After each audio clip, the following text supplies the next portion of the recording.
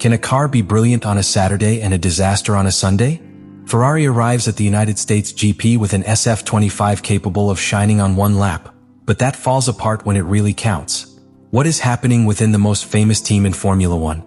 Stay, because what we are going to tell is going to surprise you. Can Ferrari fine-tune that reading in time at Austin, one of the most demanding tracks on the calendar? This is right there where the real story of the United States GP begins for them. Austin isn't just another race on the calendar. It is a technical and strategic minefield. A circuit that demands surgical precision from the first lap and that does not forgive the slightest deviation in the setup. But in 2025, this requirement is multiplied by the sprint format.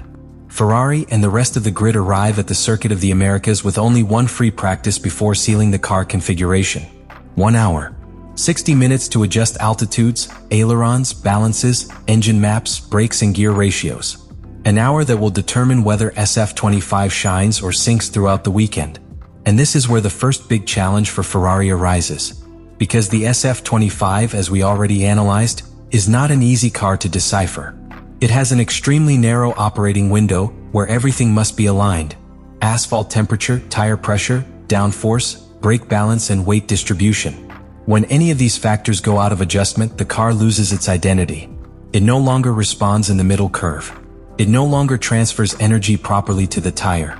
And even worse, it becomes a nervous car in traction, oversteering in fast corners and without clear direction when changing direction. Now add the pressure of the sprint format. There is no room to correct errors. There is no opportunity to test multiple setups like on a traditional weekend. The car enters parc ferme at the end of the only free session. And what was defined in that FP1 will be the performance basis for 3 qualifying sessions and 2 races. An error there is a sentence, and Ferrari knows it. In this context, Ferrari arrives without major visible updates. There is no new flat bottom. There are no revised ailerons. There are no innovative cooling settings. Just fine-tuning adjustments.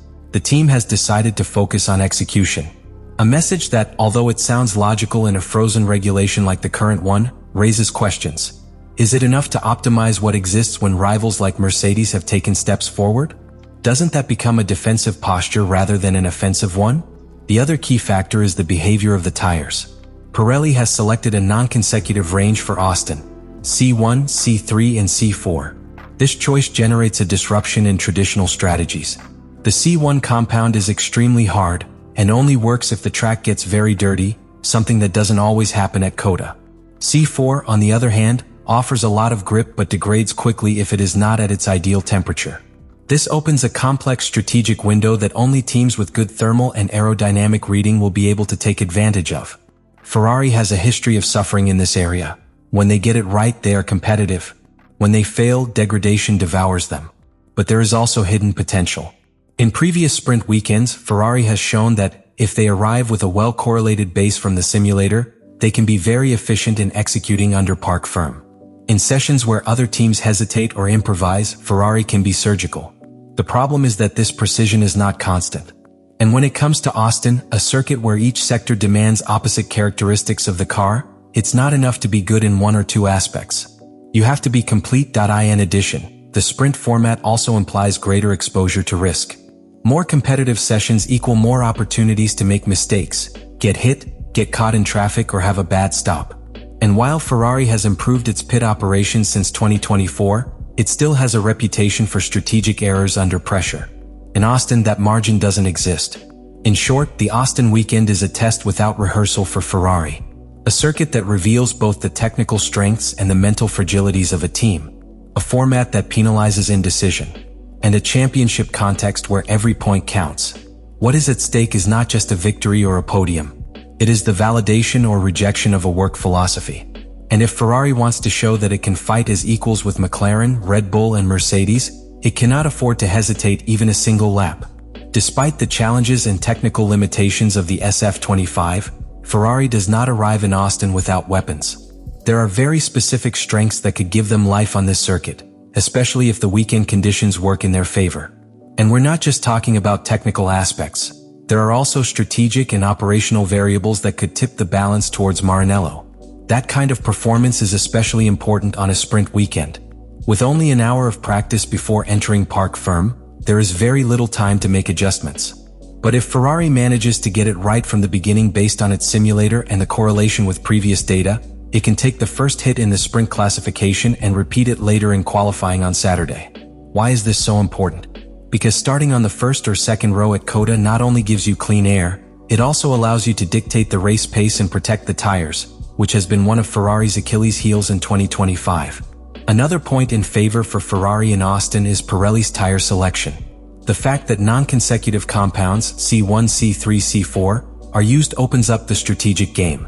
This allows teams with good track reading to choose between highly aggressive routes, using C4 with 2 stops, or conservation routes C1 and C3, 1 stop if temperatures are appropriate. Ferrari, historically more conservative in its strategies, could find an opportunity here if the degradation is kept under control. If they manage to manage the C3 without falling on the cliff, the point of brutal drop in performance, they could use it as a base racing tire and adapt quickly depending on the behavior of the asphalt. Finally, we must consider that the SF25, despite its limitations, has proven to be a fast car in clean air. If they can start at the front and control the pace, especially on a track where it is difficult to overtake outside the DRS zones, they could build a race from the front, minimizing the car's weaknesses and maximizing its strengths. Ferrari has no margin for error, but it does have resources. And on a weekend as tense, chaotic, and unpredictable as a sprint in Austin, sometimes you don't need to be the strongest. You just need to be the most precise at the exact moment. And Ferrari, if it connects all the pieces, still has something to hit first. The most dangerous thing for Ferrari in Austin is not McLaren, it is not Red Bull, not even Mercedes.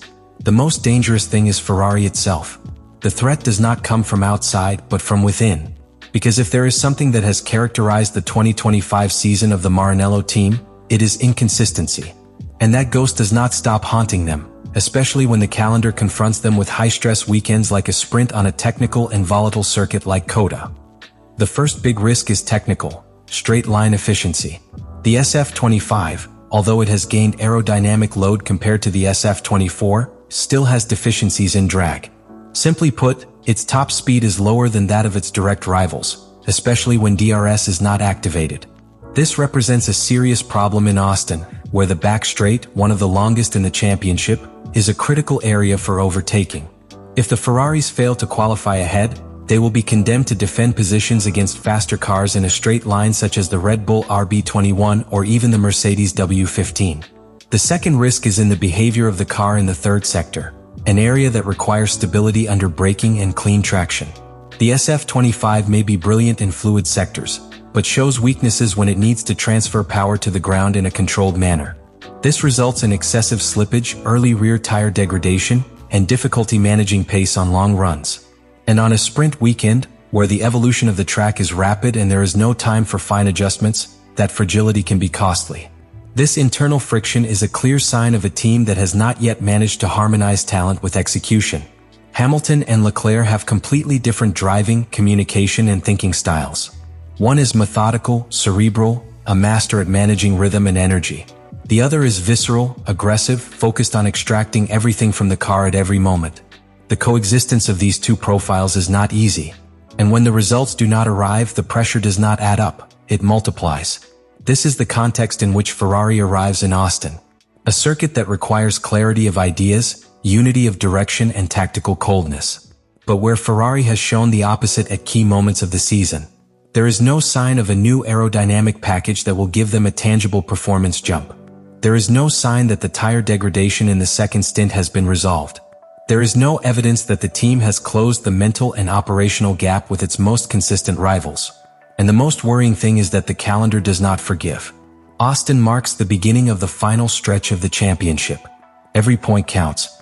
And with McLaren already out of reach among the constructors, the real fight is for honor, for second place, to demonstrate that the 2025 project has not been in vain.